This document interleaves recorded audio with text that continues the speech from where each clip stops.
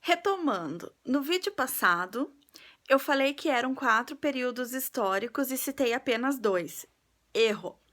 Então, nós tivemos o primeiro, que foi o período homérico, como eu já citei. Nós tivemos o período histórico, que foi o período de Esparta lá e de Atenas, que é a formação das cidades-estados.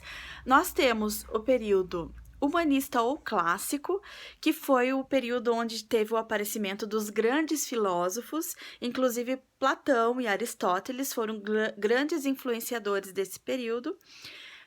Platão, na verdade, ele era um grande educador e ele acreditava na filosofia de que quem não praticava algum tipo de atividade física ou, por exemplo, baseado na natação, que é uma matéria que nós estamos estudando também, quem não sabia nadar não era considerado um ser educado, educado no sentido de educação mesmo, né? Não de mal educado, assim, de gente assim baixa, mas fazia parte da educação dos gregos naquela época, saber a prática das atividades físicas, tá?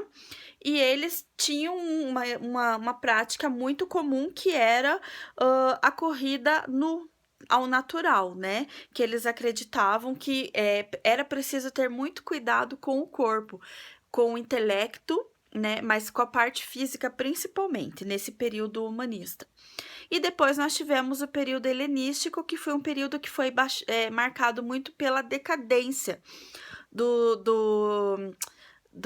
outros períodos, e foi assim onde os macedônios dominaram, né? E depois os romanos, então teve uma baixa aí, um pouco dessa prática da educação física,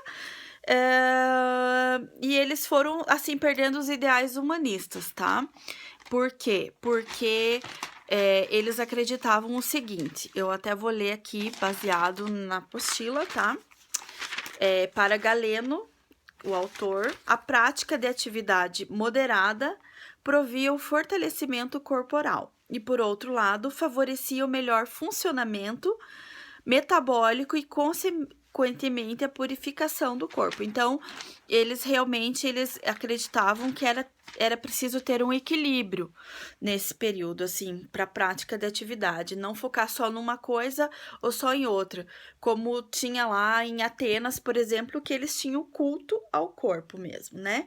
Eles tinham esse culto ao corpo perfeito, que são até aquelas grandes estátuas na época dos grandes deuses que eles faziam. E quando um grego, por exemplo, participava da Olimpíada e ele era premiado, além de receber a coroa de oliveira, o ramo de oliveira, ele tinha como prêmio, se ele vencesse 3 Olimpíadas, né, 3 jogos, faziam a estátua. Por isso que a gente tem aquelas grandes estátuas daqueles homens fortes, né, e poderosos por conta disso, tá?